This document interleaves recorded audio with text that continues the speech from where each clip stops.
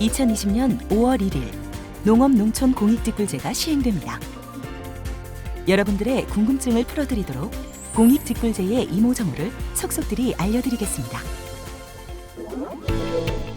1단계, 기본형 공익직불금 신청 자격이 있는지 확인해야 합니다.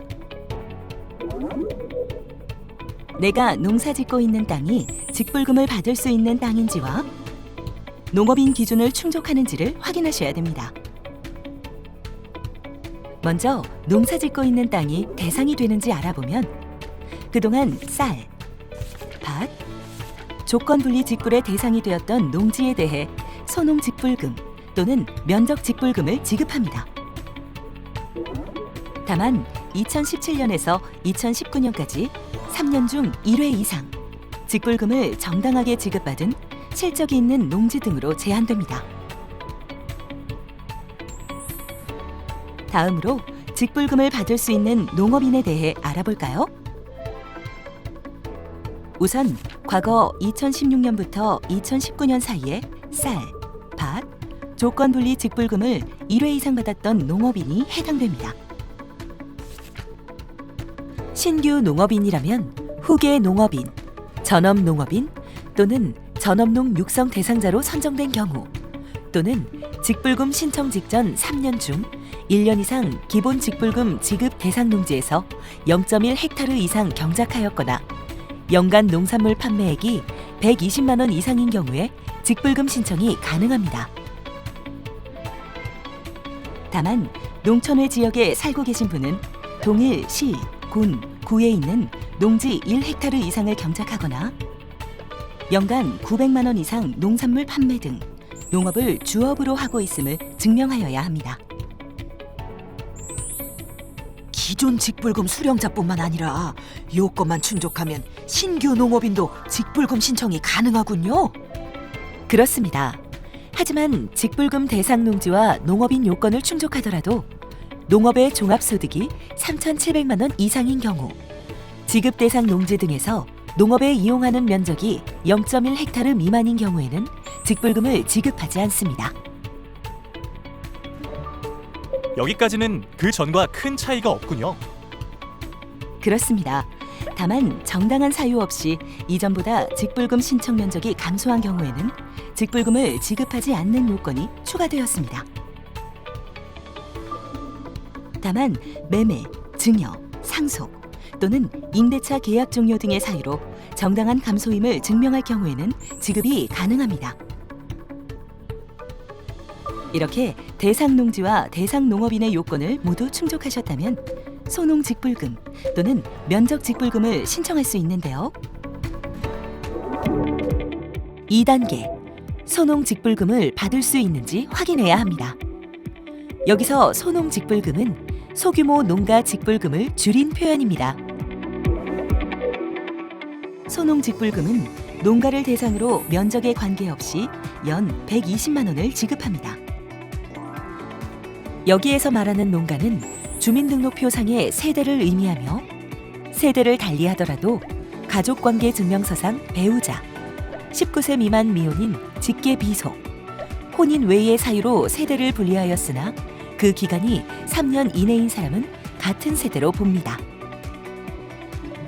예를 들면 직장, 자녀 학업 등으로 세대 분리된 배우자, 학교 진학 등으로 세대 분리된 미혼의 19세 미만 자녀, 혼인 외 사유로 2년 전 세대 분리한 자녀 등은 같은 세대원으로 봅니다. 이렇게 범위가 정해진 농가는 총 7가지 세부 요건을 모두 충족해야 소농직불금을 받을 수 있는데요. 그 조건들을 하나하나 살펴보겠습니다. 소규모 농가 직불은 농업인뿐만 아니라 비농업인인 가족 구성원도 함께 고려된다는 것이 중요한 포인트이기 때문에 회사원 아들도 농가에 포함되었습니다. 다만 여기서 말하는 농업인은 기본 직불금 지급 대상자를 말합니다. 소농직불금의 첫 번째 조건은 농가 내 모든 농업인의 직불금 신청 면적의 합이 0.5헥타르 이하여야 합니다. 둘째, 농가 내 농업인과 비농업인 전체 구성원의 모든 소유 농지 면적의 합이 1.55 헥타르 미만이어야 합니다. 셋째, 농간의 모든 농업인 각각이 등록 신청 연도 직전까지 계속해서 3년 이상 농사를 지어야 합니다. 넷째, 농간의 모든 농업인 각각이 등록 신청 연도 직전까지 계속해서 3년 이상 농촌 지역에 거주하여야 합니다. 다섯째, 농간의 모든 농업인 각각의 농업의 소득이 2천만 원 미만이어야 합니다.